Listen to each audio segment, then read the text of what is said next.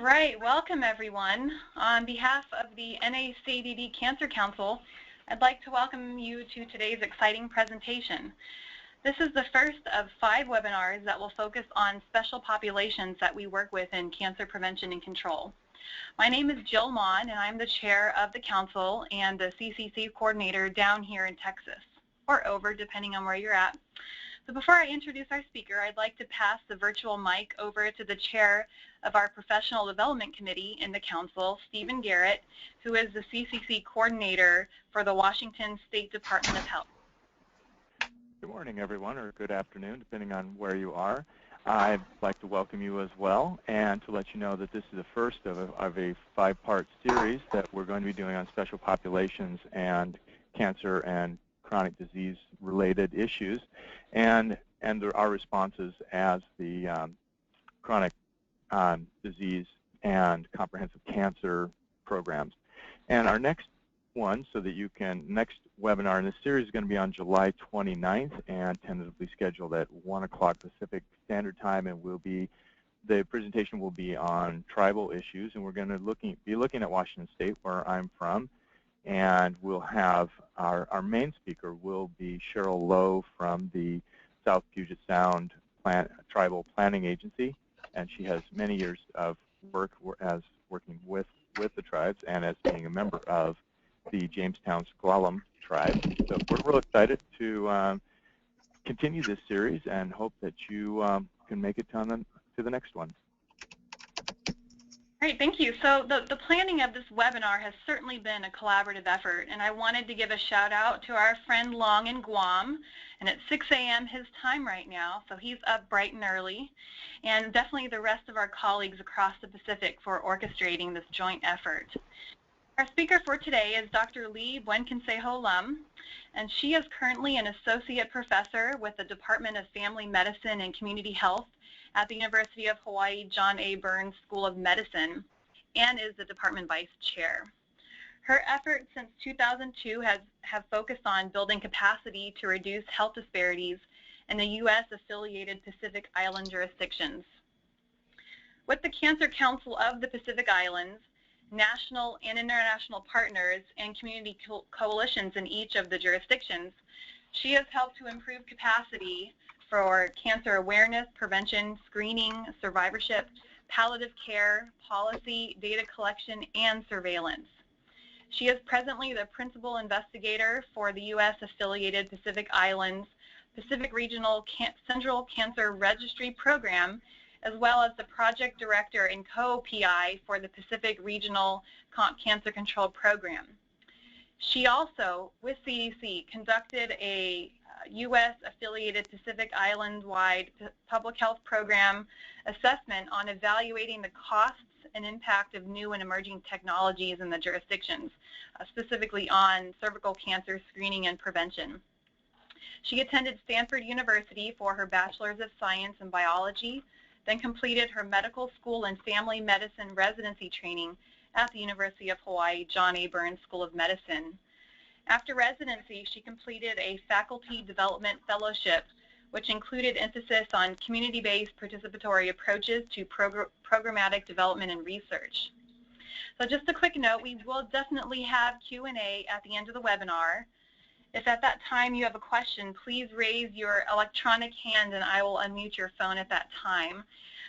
Just to be proactive, make sure that you have input your PIN number to allow the unmuting of your phone should you have a question. So with that, Dr. Lee, we welcome you, and I will go ahead and transfer over to you. Okay, thank you very much, everyone. Hopefully you can see the title screen that has the background of the star, which is the Cancer Council of the Pacific Islands. So again, on behalf of the US API Comp Cancer Program coordinators and the entire team, thank you very much for giving us this opportunity. So this, as you will see, has a lot of slides, and I do tend to speak quickly, but I'll try to slow down for certain areas. And do know that the slides will be available for you, and in some of them, I actually have more detailed speakers notes so that we could cover all that needed to be covered in this time frame. We have our required federal disclosures here. Again, there's CCC programs for the 6 jurisdictions of B and C programs, and also work in this presentation will have come from the registry as well as from our current REACH funding. So in this presentation, I'm mainly going to cover, since this is really an introduction, cover a little bit about the history and demography to try to set up the context of the U.S. Pacific. And then actually we'll highlight some of the jurisdictions and their different contexts. All of the jurisdictions have had quite a lot of successes, and especially given the resource constraints, but just in the interest of time, we weren't able to share examples from every single jurisdiction.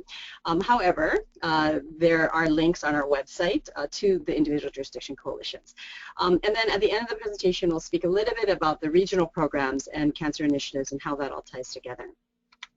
So just a little bit about what is the Pacific and or the U.S. Pacific in particular. So as you know, the Pacific Ocean is pretty large, and you see here on the east of this slide is San Francisco and LA, which is about 5 hours flying from Hawaii. And then west of Hawaii is all the rest of the U.S. Pacific. At the south, you see American Samoa, and that is the southernmost U.S. territory, and then all the way further west near Manila is the Republic of Palau. Long, who's on the phone, is there in Guam, and the total time to all of these places is many hours. When folks from Guam and Palau have to fly to the East Coast, it's about 26 hours of flying and layovers. It's about 5 hours from Hawaii to American Samoa, and again, about almost 4,000 miles to one of the states in the Federated States of Micronesia. Now, in the middle of this map, at the bottom, you'll see a superimposition of the continental U.S., and that actually is drawn to scale. The width of the U.S. is about 3,400 square miles, and you can see combining the Republic of the Marshall Islands and and encompassing the entire Federated States of Micronesia, and then you've got Guam and Palau and CNMI, who are further north and west. So it's a pretty big area, scattered over 3 million miles, 6 time zones, and almost 500,000 people living on many tiny islands. So the US API is really broken and commonly referred to as either the flag territories or the flag territory and Commonwealth, and that's comprised of Guam, American Samoa, and the CNMI, or Commonwealth of the Northern Mariana Islands, and then the freely associated states, which are the Federated States of Micronesia, Republic of the Marshall Islands, or RMI, and the Republic of Palau. Now, the Federated States of Micronesia include 4 states, Chuuk, Kosrae, Pohnpei, and Yap, and we'll talk a little, we have another slide later about the FSM in a little bit more detail, just to help understand the health resources there. One of the things that stands out the most about the US API, and we use this slide a lot, there's many strengths of the US API, but there's also many challenges. So we often use this slide just to look at the sheer economic differences. And this is the per capita health expenditures. You can see at the very bottom, the USA, we're well on our way to spending almost $9,000 per person. Apologies for that. Spending almost $9,000 per person per year on health, whereas in some of the US API, it's actually under $200 per person per year. And we'll see in a slide in the Marshall Islands that in the outer islands of the Marshalls, it's actually $60 per person per year. Now, this includes all of public health as well as acute curative health. And if you imagine the cost of one HPV vaccine, that doesn't cover the $60 per person per year that the outer islands of the Marshalls has to spend. So again, just to kind of put that in perspective. Another way to kind of think of things, because these numbers are small and really actually hard for many of us in the U.S. to comprehend, is if you compare the health budgets of the jurisdictions to that of a small community hospital in Hawaii, for example. So in our community here, we have a small 35-bed hospital, and these numbers are a few years old, but again, really the point is the perspective. So for an average U.S. hospital that's pretty small, it's about a $40 to $50 million budget just for the hospital. and you could, easily spend a couple of million just on housekeeping. Whereas if you look at the health budgets of the entire health systems for some of these jurisdictions, you see that it's it pales in comparison. Now for Guam, that 95 million is with the Guam Memorial Hospital, just the hospital, and then there's the rest of the public health infrastructure. And for the other jurisdictions, those figures combine both public health as well as the acute side. Now, just a little bit about the historical, political background, because that really, as you know, really drives the context for any community that we're working with, and certainly for any special population. Often their historical, political, cultural contexts are all interwoven, and give us a unique set of challenges and opportunities. So for the U.S. Micronesia, the Trust Territories of the Pacific were started, the idea came about in World War II and after the U.S. won and crushed Japan and or drove them to caves in some of the jurisdictions. Then the U.S. decided it would actually be very important to have a U.S. military presence and advantage somewhere between Hawaii and Japan so that we don't have any more Pearl Harbor surprises. And so this Strategic Trust Territories of the Pacific was started, and part of it was to help provide and rebuild, really, health, education, and welfare. Now, many of these jurisdictions, including far south of American Samoa, which is not included in this side, but they have a history of colonization by Germans, Spaniards, certainly from and it's certainly from the Japanese in World War II times. And so so just keep that in mind, because you may see Japanese names in very Marshallese people, and it's because of this very high influence of Japan during the 1940s. But at any rate, the U.S.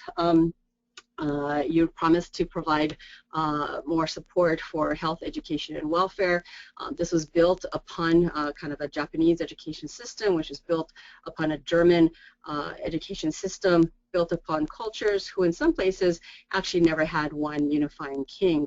And so you can imagine then to try to impose democracy and that type of bureaucratic structure on traditional peoples that did not have that type of structure, poses, again, some unique challenges. Nevertheless, in the 1980s, the Trust Territory, various folks called for the end of the Trust Territories because that didn't exist anywhere else in the world anymore. And so these countries were given options on how they wanted to affiliate with the United States. And so 3 of the countries, FSM, RMI, Palau, agreed to become independent and sovereign countries, which means that they actually hold seats at the United Nations, except the U.S. controls their airspace and immigration. These are, the freely associated states are governed by the Compact of Free Association, which is a political treaty of the U.S. They each hold their own country passports. They serve in the U.S. military, and in fact, some of these jurisdictions have the highest per capita fighting in the U.S. military, and unfortunately, the highest per capita dying in U.S. conflicts. The freely associated states are not eligible for Medicare and Medicaid, nor welfare or some other federal programs. The Affordable Care Act is non-applicable there. Whereas in the territories and Commonwealth, they do hold U.S. passports. American Samoans are not automatically citizens. They're naturalized citizens, whereas Guam and CNMI are U.S. citizens at birth. All of the territories are considered U.S. soil. They have non-voting representatives in Congress. They have Medicare and Medicaid, but it's implemented in a different way. And the Affordable Care Act provisions are limited. The other important contextual thing about the Pacific is the history of the Pacific Nuclear Weapons Testing Program. This took place in the Marshall Islands over a 12-year span, and it was really the equivalent of 1.6 Hiroshima bombs a day for 12 years. There were about 56 tests, but just the tonnage, kind of to put that in perspective.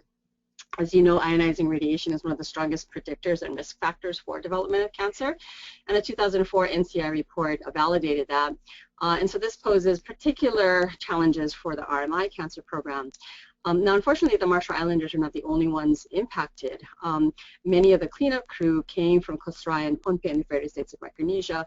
They were completely unprotected. We have pictures, old pictures, now declassified, showing the children and the adults playing in what seemed to be white sand, and it's really rather heartbreaking. So there's actually quite a lot of impact also in the FSM, and even in Guam, very, very, very far west, cesium is found in Guam's reefs. So there's a lot of debate politically about really the impact of the nuclear weapons testing, but it really does impact the entire U.S. Pacific in many different ways.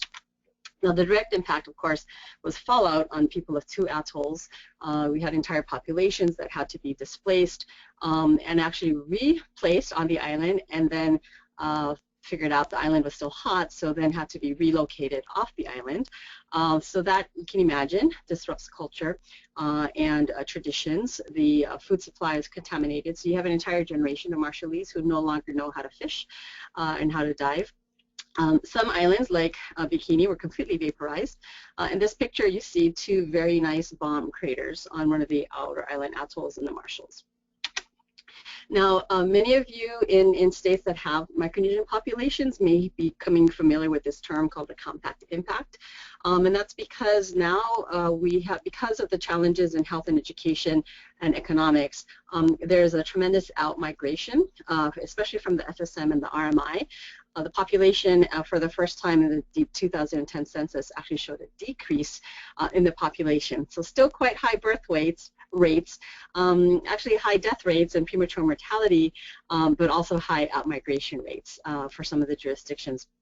And just to give you an idea of some of the challenges is that in some of the jurisdictions, their public high school completers can read at best at a 6th grade reading level. So that certainly will influence the type of communication and outreach and other programs. The diaspora from the compact countries are not well enumerated. You might imagine that this population might be suspicious, not want to respond to census takers. They also migrate a lot. They don't have phones, so would not be counted in VRFSS, and a whole bunch of other challenges that would make it actually a little bit difficult to quantify. But we think there's about 15,000 in Hawaii. In Springdale, Arkansas, there's actually quite a lot of Marshallese, at least 6,000. And there's Marshallese all over, and certainly up in Washington, there's also a large Marshallese contingent in Washington State. And they are allowed to migrate freely for work and education. They do not need visas.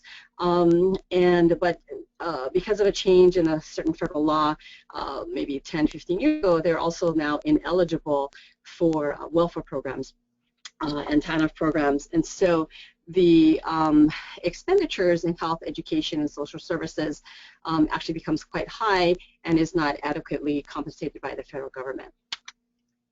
Now, globalization and transitions, globalization, of course, impacts all of us now, but especially in the U.S. Pacific. So I have some definitions, one definition here of globalization, but in the speaker's notes, and there's a lot of how one defines globalization really depends on one's political viewpoints and economic standpoints, and are you coming from the top of the food chain or the bottom of the food chain. But certainly for many of the developing nations, globalization experience means a historical transformation where actually their traditional economies, livelihoods, and modes of existence are completely changed and sometimes devalued. So again, just kind of keep that in mind. We do have and see an epidemiologic transition in all of the jurisdictions where moving from infectious disease morbidity and mortality to chronic disease morbidity and mortality. But some of the jurisdictions, especially parts of FSM and RMI, still have a high infectious disease burden because they don't have clean water supply and access to developed sanitation facilities. Certain diseases like Hansen's disease, tuberculosis, dengue fever are actually endemic in many of these jurisdictions. And so they're really faced with a double burden of chronic disease as well as infectious disease. Because of some NCD efforts and the miracles of modern technology and really mostly because of sanitation, the population is aging. Many of the populations still have a very heavy half of their population under the age of 18 population structure.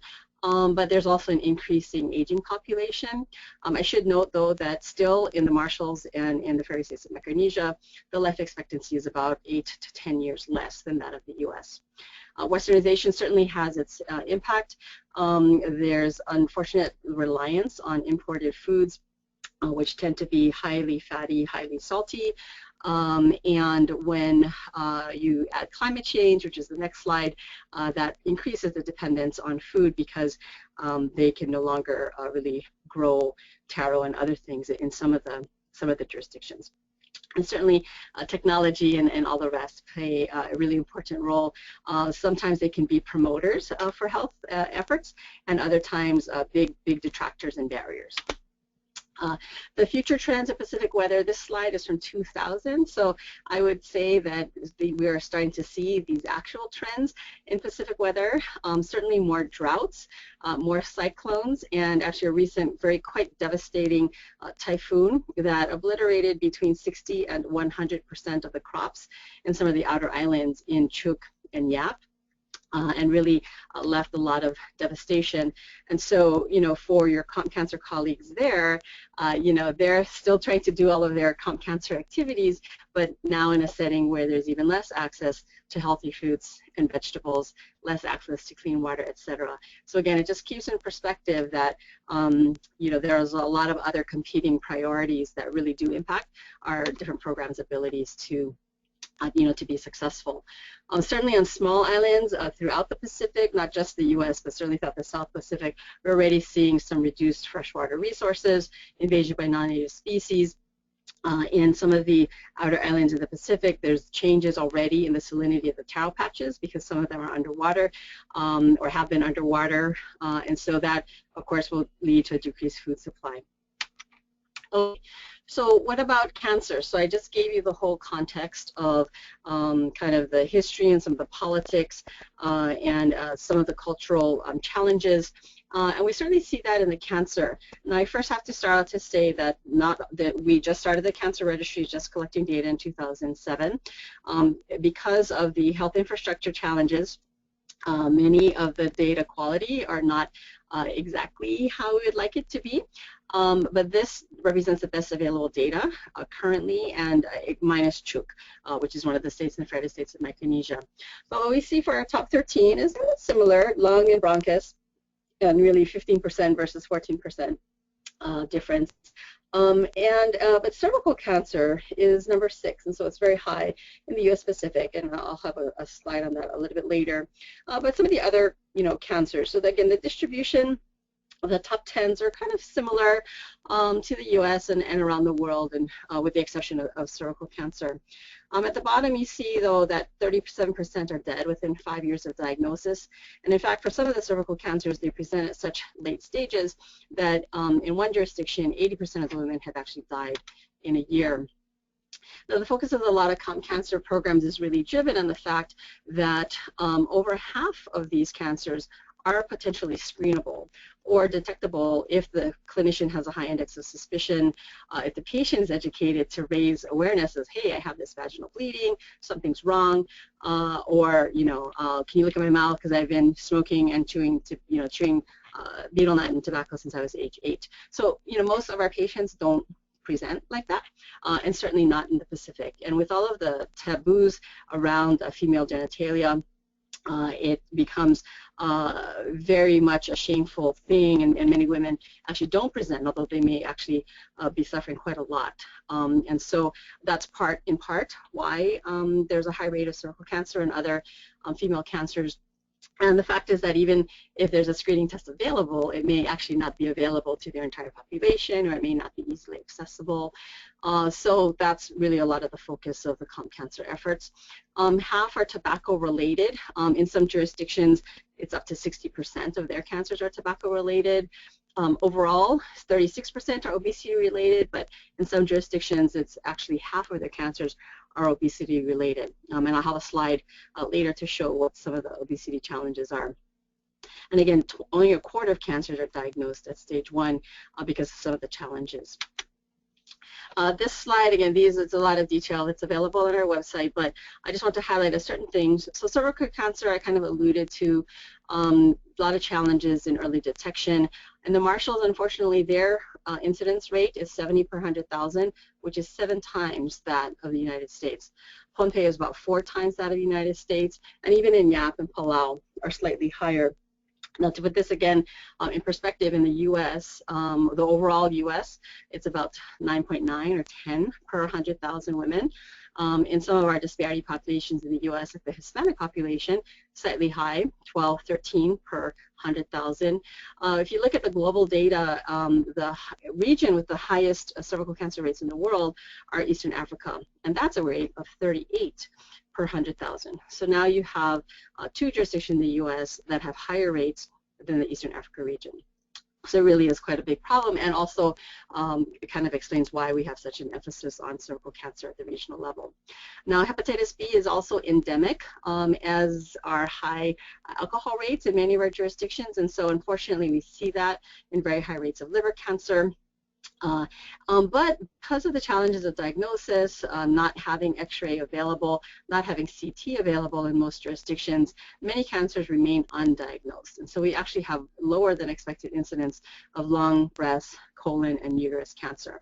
And given the high tobacco use, higher than the U.S., and the high obesity rates, again, higher than the U.S., higher than Hawaii, we really expect very large numbers in these 4 cancers, but at the moment are not seeing them. They're either a hidden cancer, the geographic challenges are huge barriers, and in some cases there's no ability to treat on island or in country, and so there's a bit of a fatalistic, well, we can't do anything, so I don't want to, you know, have my village fundraise money to ship me on a boat for 4 hours to come to the main hospital to check it out because I know there's nothing I can do. I'd rather just die at home. And that has been, you know, a story, unfortunately, heard very often from some of the patients, especially in the FSM and the RMI.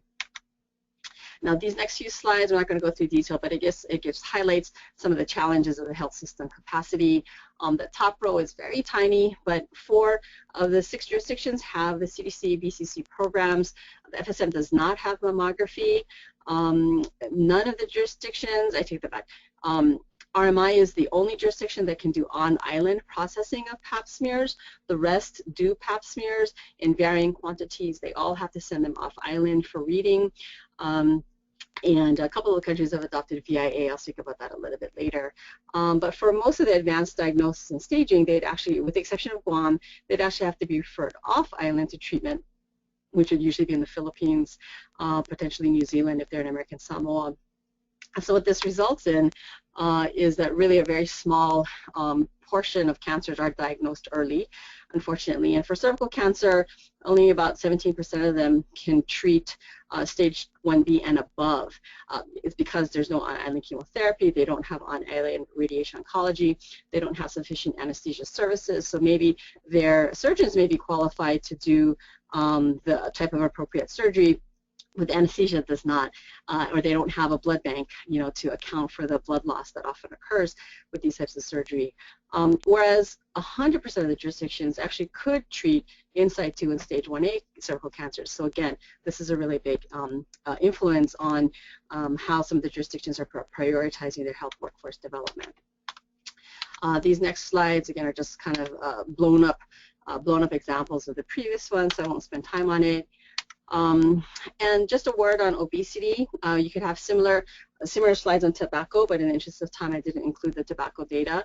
But there really is an obesity epidemic, and that and tobacco has really driven the NCD epidemic, such that there has been a regional declaration of an NCD emergency that has really helped to mobilize numerous local, national, and international levels, and an incredible amount of coordination collaboration in the last 5 years. Now, this data and worldwide ranking is based on old data, maybe 5 years old. We expect the numbers to actually be higher in most jurisdictions within the next year when the next round of surveillance is done. But unfortunately, in the top 10, American Samoa is #1. And this is obesity with BMI of greater than 30 plus. But you see Palau, RMI also have very high rates of obesity. But as you see on this slide, and on the very far right column, every jurisdiction has a big challenge with overweight and obese combined.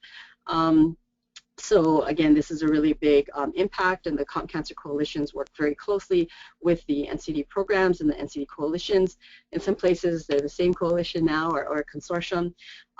But the obesity and therefore nutrition and physical activity and tobacco remain very, very, very high priorities for all the cancer programs.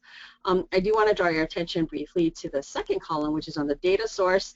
And those of you who might be data people are like, what? Those numbers, those years are all over the place. They're not the same, you know, source, et cetera, et cetera.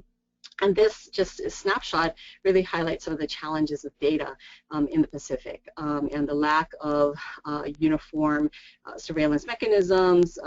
Even if someone does have BRFSS, for funding reasons, they may not actually have all, they may not include all of the women's health questions because it's an additional $5,000, et cetera. So there's a lot of efforts at the regional level to try to standardize some of these common NCD surveillance indicators. And so there's actually a pilot test going on very soon in CNMI for a hybrid population-based surveillance system, and that if that's successful, then it's scheduled to be implemented in all of the jurisdictions within the next year. Okay, so just a little bit now on some of the specific jurisdictions. And so FSM is a very large geographic area. Expands really over almost 1,500 miles from western end to eastern end. And Micronesia means tiny islands, and as you can see from this map, there's many tiny islands. It's broken up into the 4 states. Half of the population actually resides in Chuuk. The per capita health expenditures are quite low, and unfortunately the GDP per capita is also quite low. And so the FSM is still classified as a low-middle income country by the World Bank. And transportation remains one of the largest challenges. In Chuuk, for example, where you see the word Chuuk right there in the middle, that's actually just where the Chuuk Lagoon is, and going across the lagoon to many of the small islands sometimes can be a 3-hour boat ride on a single engine outboard motor. The Chuuk Lagoon is the largest lagoon in the world. I have personally been in there in the middle of a storm with 3-foot waves rocking a very tiny boat, and the patients have to traverse this regularly. And transportation to the outer islands, the further outer islands, occur by large ships, but they're very expensive, maybe 2 to 3 times a year at best, sometimes only 1 time a year. And it's at that time that the entire public health teams go out and have very coordinated efforts, get all their immunizations, maternal child health, family planning, etc., done at the same time. And the cancer programs will often accompany them with, again, outreach and screening. In the Marshalls, it's similar, and I'll have a slide on the Marshalls. There are a couple of airplanes that go out to some of the very far atolls, but for the most part, transportation is one of the largest challenges in the FSM and in the Marshalls. And in the FSM, there's 4 states, 15 languages, actually more like 20 languages. Within YAP, there's about 12, so there's a lot of language issues as well. Now, in the FSM, they're organized a little bit differently. At the national level, they coordinate all of the donor countries, and the U.S. is considered a donor country. And they also are responsible for policy direction, technical assistance, monitoring fund utilization. And they're the main repository of national data. This includes vital statistics and the other program data. Whereas at the state level, that's actually where direct medical and public health services are provided.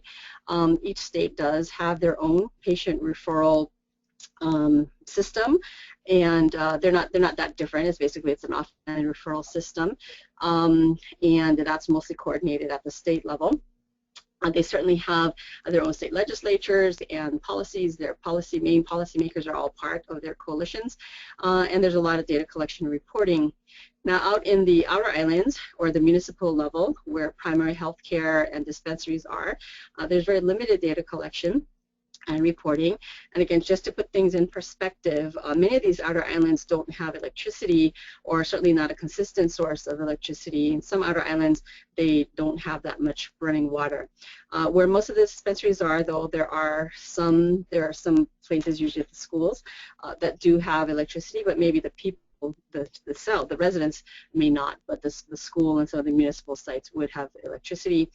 Communication with the hospital is based on shortwave radio communication. Sometimes email can be done through old weather satellites called wave mail. And the European Union actually donated some solar-powered email units, and that's still operational in some of the jurisdictions. So again, you can kind of imagine that there's a fair number of challenges when you have this slide showing a total of 90 different dispensaries throughout the entire country. As you can see, Chuuk has 64 dispensaries, Yap has 17 dispensaries. Not all of them are staffed with a health assistant, but the goal certainly is to try to get up there and to ensure that the health assistants can also do community health, public health outreach, as well as simple primary care. And in YAP, their health assistants have been trained to do breast and cervical cancer screening as well. Now, despite a lot of challenges, there have been a lot of successes in the FSM. This slide is mostly about YAP, but this actually applies for all of the other states as well. So first on the left are some of the cultural challenges. As I mentioned earlier, women's health is really a taboo subject. If a female has a problem, and even if her brother is a physician, she cannot talk to her brother about her female problem. And so you then can imagine the challenges if you're living on a small island and you may actually be related to the health assistant, et cetera, et cetera. And so there's been a lot of work in all of the jurisdictions, not only the FSM jurisdictions, but really every single US API jurisdictions, a lot of work on I'm trying to get people to be able to actually have a conversation about women's health. And in some jurisdictions, there was no word for cancer when we started back in 2004. So they had to figure out how to explain this and then in risks. There's been a lot of emphasis on training more women providers. In the FSM, RMI, and actually in American Samoa for breast cancer, there was development of national standards that are more resource appropriate. FSM, it's breast and cervical, and in the RMI, it's breast, cervical, and colon. So again, in the FSM, their national standards are based on the World Health Organization tiered approach based on resources. And so the core approach, which means this should be kind of the minimum level of services available to all of the citizens, is with VIA, or visual inspection with acetic acid. And this is a very valid method of cervical cancer screening that is widely used in developing countries. And even a one-time screen in a woman's life has been shown to have a 35% reduction in mortality from cervical cancer. So there's a lot of effort to try to improve the use of VIA in the FSM. This is a high priority for all of them, and in Chuuk especially. Coast Rai hasn't yet started the VIA. Coast Rai is unique among the states of the FSM in that it's one island. They have 7,000 people. And the advantage of being small is that they're actually incredibly organized. They don't have a lot of money, but they are able to organize services in such a way that they're able to address a lot of their basic health needs. But certainly VIA implementation for Chuuk, Yap, and Pohnpei are high priorities. And all of them are really working to strengthen their community partnerships and program public health coordination to address all the NCD risk factors.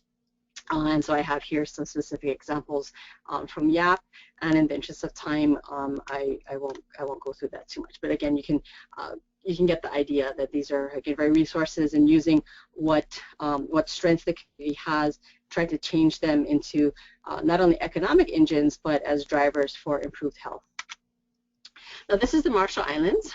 So the Marshalls are let's see, 20 hours ahead of us in Hawaii. They crossed the international date line. So it is now 8:40 a.m. in the Marshalls on Friday. The Marshall Islands has two chains, the Sunrise Chain and the Sunset Chain, or Ratak and Radik. And it's about 2,000 miles southwest of Hawaii. The total land area is only about 70 square miles, but as you can see, it's actually spread out quite a lot over about 750,000 square miles.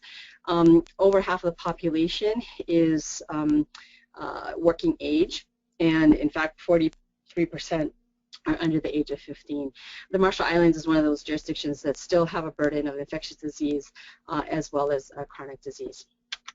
Now this slide shows just an example of the compact funding, and if you look at the top line and go from left to right, you'll see that, and it continues, because the compact funding from the U.S. is slated to its decremental, or decreasing amounts every year.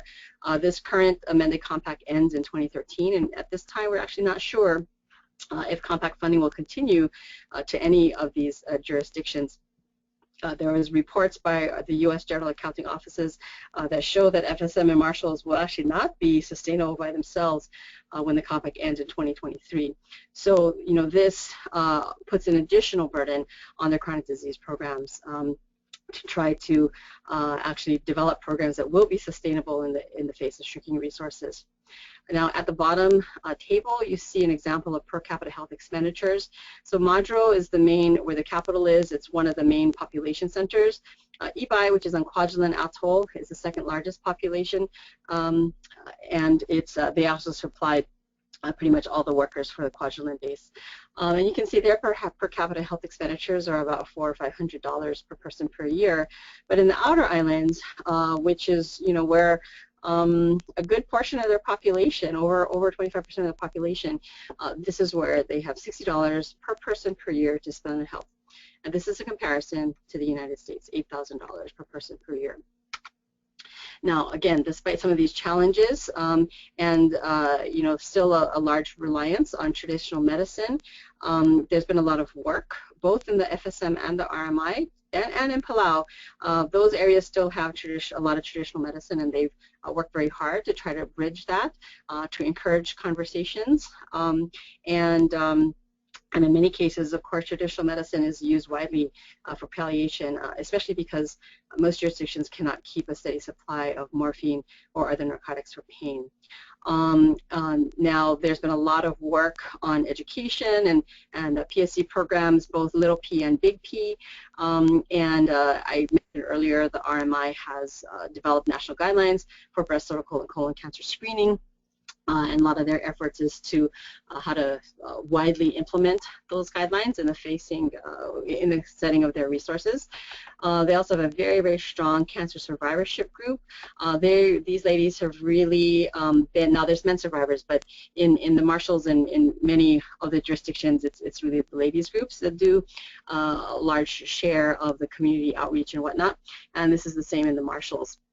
They've really been the champion to try to educate women on the importance of breast and cervical cancer screening, as well as colon cancer screening. Their coalition, like most in the other jurisdictions, are melding with the rest of the chronic disease programs and really are multi-sectoral. They have some strong NGOs, youth-to-youth, youth-based programs, some school-based programs, women's groups, churches that really help to implement policies on tobacco, substance abuse, and some of their nutrition. And in the last couple of years, they've had some very successful pilot projects on church-to-clinic cancer screening programs.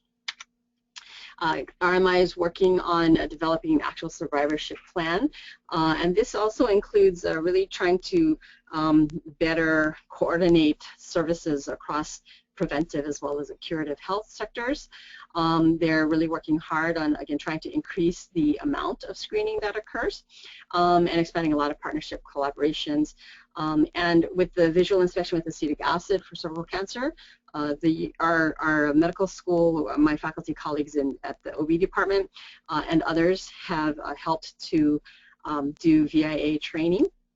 And we'll go back for a refresher course in September and then really try to unveil the VIA in the RMI. Now Guam, where Long is from, Guam is pretty far west. It's not the most western. Palau is more western, but Guam is pretty far west. It's an 8-hour plane ride on what is now United Airlines from Honolulu to Guam. It's one island, about 3 times the size of Washington, D.C. Guam, like many of the Pacific, has a large military history, and in fact has a naval hospital that actually doesn't have much contact with the public sector, but there is a large military presence there, and that certainly influences all of their chronic disease programs. There's about 160,000 people in Guam, and you can see here that they also have a fair amount of diversity. Chamorros are the native peoples of Guam. And Guam is in the southernmost of the Carolinian Islands, and I'll show you that map in a minute. But there's a lot of Filipinos as well, and a large number of Chuukese and other Pacific Islanders, many of them who are COFA migrants to Guam. So again, this impacts a lot of their cultural tailoring of their many programs. Guam has had a lot of successes, and those of you who know Long know that he's incredibly enthusiastic, and they've been very, very active legislatively, and also in trying to address some of the cultural challenges. So like many of the other jurisdictions, there's very spiritual, very religious impact, but sometimes that can cause them not to seek healthcare. There's still some use of herbal medicines in Guam, not as much as in Palau or FSM or the Marshalls, but still some use of herbal medicines, plant-based medicines. Guam has had a lot of different laws, tobacco in particular. There's a cancer trust fund which helps fund a lot of the prevention programs, but also helps to fund the Guam Cancer Registry. And they recently got a grant to help support physical activity in the schools, because their public school system, very similar to many of the other public school systems, they're inadequately funded, don't have enough resources or enough teachers to teach physical activity or to incorporate it, or to even incorporate nutrition curriculum into their curriculums. And so the Comp Cancer programs in Guam, as well as CNMI and Palau, do a lot of work in the education sector. Guam has always busy and has a lot of different programs and ongoing programs that they work year-round to do. A lot of different conferences. Because Guam is the only jurisdiction with a 4-year university, that being the University of Guam, and they also have a Cancer Center of Guam, they're able to do a very nice job with data analysis, cancer facts and figures, economic cost reporting, and other things. Now, above Guam, directly above Guam, is the rest of the Carolinian chain, and so this is the Commonwealth of the Northern Mariana Islands, or CNMI. Many of you may be more familiar with Saipan. It is the largest island. It's the capital. Notoriously, the plane that had the bomb that was dropped over Hiroshima and Nagasaki took off from CNMI. So again, lots of World War II history and continued influence to this day. As you can see, there's 14 islands. Most people live on 3 islands, but there's actually another 3 islands that are populated.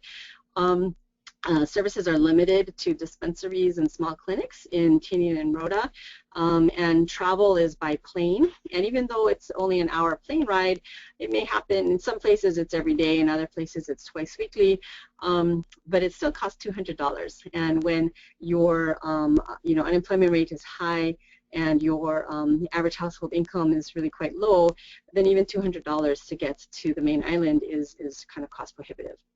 There's also no taxis on Guam and also in CNMI, and so many women have to hitchhike to clinics to get their cervical cancer screening if there's not a van or some other outreach program. CNMI also has a lot of cultural beliefs, and unfortunately they also have a very high rate of betel nut. For those of you who might not know what betel nut is, it is the areca nut.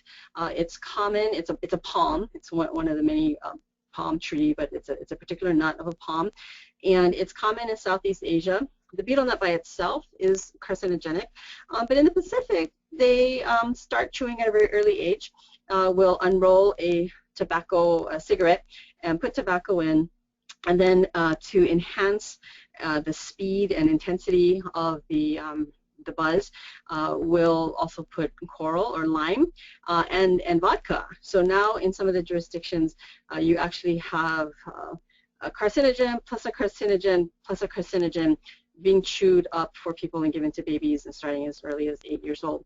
So in CNMI, we actually are starting to see submucosal fibrosis, and they have the actually most coordinated screening for oral cancer because of the very high use of betel nut there. CNMI also had a terrible statistic a few years ago. They actually had the highest rate of teen smoking in the entire United States. And you can see there's a nice green arrow now. They've done a ton of work on youth tobacco and passing legislation, tons of media, tons of work throughout all sectors of society, such that we've seen about, a 50% drop in the number of students who smoked on one or more of the past 30 days. So this is really just a tremendous success for CNMI. We've seen similar decreases in smoking in youth in Guam as well, and the comp cancer programs really had a huge role in all of that. So a big happy face for that decreased statistic, because it's not nice to have the worst statistic for tobacco in the U.S. Now CNMI also very busy. They are the pilot site for this hybrid BRFSS and WHO STEP survey. The World Health Organization STEP survey is a population-based surveillance survey, but they actually go house to house. And besides getting risk factor information like the BRFSS, they also measure height and weight, check sugars, and other things. So in a small population like this with a lot of disparities and with very much challenges in data systems, a hybrid model actually makes a lot more sense for resources, given the resources. So that's being piloted in Guam very soon and will be rolled out to the rest of the USAPI. Now there's a really good regional epidemiology team, and each jurisdiction has their own epidemiologist, and this is really just a very recent event. So it's a good time to be working with data and surveillance and with the different programs. CNMI, again, like Guam and Palau and others, working on a lot of legislative issues. Their coalitions are working on legislative issues, and of course the programs provide education. They're all working on their next iteration of the strategic plans, and again, resources continue to be a big problem. Many of the other jurisdictions are also doing a lot of great work, but I did want to highlight Palau. They just recently had an executive order by their president creating a national coordinating mechanism, and this will really allow this health in all policies to happen. The committee is made of representatives from all cabinet level ministries, the community college, the healthcare fund. Palau has a nationalized healthcare system, as do RMI and FSM, and also the President's Office. And so it's a very nice example of what should be done to really kind of address the social determinants and make sure that things are being coordinated well. Okay, so very quickly, regionally, we have the Cancer Council of the Pacific Islands as our main advisory body. They are designated by their senior most ranking health officials. So this is the Minister or Secretary of Health, the Director of Health, and the designates to the CCPI are movers and shakers, essentially. That's not bylaws word, but that's essentially the type of people that are nominated or selected to this committee, because it was really set up to be one voice for cancer control and to be in a position, again, to influence their health systems. We have a regional focus. As you can tell, there's a lot of challenges. There's a lot of cultural diversity and many different languages, but there are also many cross-cutting issues. And so our cross-cutting issues that we've been working with really focus around health workforce, surveillance, data, evaluation, certain types of training, communication, coordination. And at the bottom, really, it's that need to develop the Pacific evidence base. Many of the terrific evidence-based practices that CDC and NCI and others would like us to use are really completely irrelevant to the Pacific. And so what we do with the jurisdictions is to help, and along with CDC, of course, is to help strengthen program evaluation and other things to really, again, see what works in the Pacific context. This is a diagram of the cancer control programs and partners, and the bubble on the left really just shows that each jurisdiction has its own national coalition, but come together and are joined regionally. We have meetings twice a year. We've been able to, this regional mechanism, leverage many other partnerships with the World Health Organization, other partners at the University of Hawaii, and within Hawaii. This diagram we saw already. And so again, for the regional CCC level, we do have a website, pacificcancer.org, and there's been other things that we've worked on, prevention, certainly cervical cancer screening I've spoken about. There's been work on palliative care and developing a curriculum for that. At the Cancer Registry, in the Pacific, because the populations are small, UH is a prime awardee for the Cancer Registry program. We fund the Cancer Registrar jurisdiction. Guam, their health fund actually funds the Guam Cancer Registrar, but we provide funding for travel and training and other things to help the Guam Cancer Registry become very robust. As you all know, cancer data is required for many U.S. things, but there's also international indicators that our affiliate associated states have to report on. We also have to work a lot on mortality reporting and helping to work to strengthen their vital statistics systems, documentation and medical records, health information systems, etc. So our registry is just a little bit different than some of the typical U.S. registries because there's this added need to really help strengthen their vital statistics systems. A lot of different success stories and things that we've done.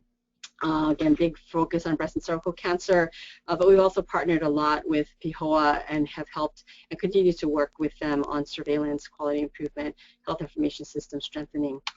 And we do have worked, again, with the CCPI helping a lot with this, is developing a Carrying the Pacific Way palliative care curriculum that is tailorable to each of their settings.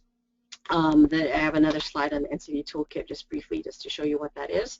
But in terms of one of the biggest successes is with the cervical cancer, and so there was an expert working panel convened in Washington, D.C. And in 2013, and in February 2015, ACOG actually supported the recommendations of the expert panel, which basically said that cytology-based cervical cancer screening or pap smear screening is really not appropriate in resource-limited areas. And so the ACOG supports adaptation of the WHO guidelines and really suggests further, investigation and demonstration projects to see what would work best. Okay, so on this website at the top left, pihoa.org initiative/toolkit, this is really made to help augment the jurisdiction's NCD efforts in policy and PSC. It's structured around 15 evidence-based interventions to combat NCDs. And if you click on each slide, this is an example of the 5 nutrition interventions. And they have, we've created fact sheets and sample presentations and additional resources that can be used not only by the cancer and NCD programs, but also by health education training programs. So this is an example where the CCPI was very, very, very active in this, gave us feedback on these fact sheets, on language, what's appropriate, what's totally not appropriate, etc. So this is all available. There's no password, so you can certainly go to that website. We do have REACH funding as well. Our first REACH funding was with the Center of Excellence with breast and cervical cancer, and now we have the current iteration of REACH funding, which really is aiming to reach 75% of each jurisdiction's population with evidence-based PSC, organizational level PSCs addressing tobacco and nutrition.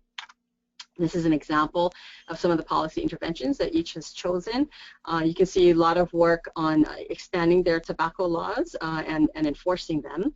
But on the nutrition side, increasing the consumption of water and coconut water, increasing availability of healthy menu options in restaurants. And again, these are, in order to reach 75% of the population, it really has to be multiple activities designed around, a specific goal. This is just a listing of our CCPI members and our website, so because I know I spoke really quickly, but please feel free to visit pacificcancer.org if you have any questions. You all know Long, and he is an able representative for the Pacific programs, and this is thank you in the very many languages that make up the USAPI. Thank you. Wow, Dr. Lee, such an informative and enlightening presentation. We greatly appreciate it. So we have probably 1 or 2 minutes, and that'll allow us to maybe answer one question. So the first person that raises their electronic hand, they'll go ahead and unmute your phone if you'd like to do that. I don't see anyone yet. We'll just wait a few seconds. While we're waiting, I was curious. You had mentioned well, you mentioned specifically California and Arkansas had large pockets of, USAPI populations. Are there any resources out there for other states that we could find populations in our own state? Yeah, so that's a good question. So Arkansas, Washington, California, and really all over, but those are the largest pockets. For the Chamorro population, from Guam and CNMI, there's actually some very good resources based in California. And so if you have, Chamorro-speaking peoples in your states, then I would reach out to the gosh, I'm blanking on their name right now, but it's the Guam Cancer Network or something, Guam Communication Network, and they're based in LA. And the University of Arkansas actually has quite a nice repository related to Marshallese cultures because, again, they've had to and have really taken the lead in trying to address some of the Marshallese health issues and health disparities issues in Arkansas. So the University of Arkansas, if you just do University of Arkansas Marshallese, you'll actually point to a fair amount of resources. And actually on our website, we have a couple of sections dedicated to learning more about the compact and links to some other resources. Okay, well, I just saw one hand go up. We'll just take that real quick and then we'll end the webinar. So Dr. Armin Weinberg is from Texas, and I'm going to go ahead and unmute his phone. Hi, Armin. Hi, Lee. Thank you. It was a great presentation. I'm just wondering, as a part of the overall comprehensive cancer control initiatives, have there been any efforts to develop a sort of a comprehensive workforce development plan? Yeah, that's a good question. So comprehensive workforce development plan. Many of the jurisdictions don't even have regular health workforce development plans, so that's kind of a priority first. But there certainly have been, we've done some work to try to help figure out what the workforce needs are. The typical workforce ratios that WHO uses are actually not applicable to the Pacific because of the geography. But because, again, resources being what they are, the focus is to get national level health plans, which include health workforce plans for the whole countries first, and to include cancer in that. Yep. And I know it's a real struggle, but it seems like with the emerging technologies and hopefully correction for some of the disparities, maybe there's an opportunity to actually start to look at that a little. Anyway, thank you. Excellent presentation. No, thank you, Armin, and thank you always for your support. All right, well, we'll go ahead and close out today's webinar. Thank you again, Dr. Lee, and everyone, all of our friends across the Pacific. This has been a terrific presentation. Please stay tuned for upcoming presentations that are part of this 5-part series. As Stephen Garrett mentioned, next is July 29th, and the focus is going to be on the Native Americans in Washington State specifically. So have a terrific day, everyone. Bye-bye. Thank you. Thank you.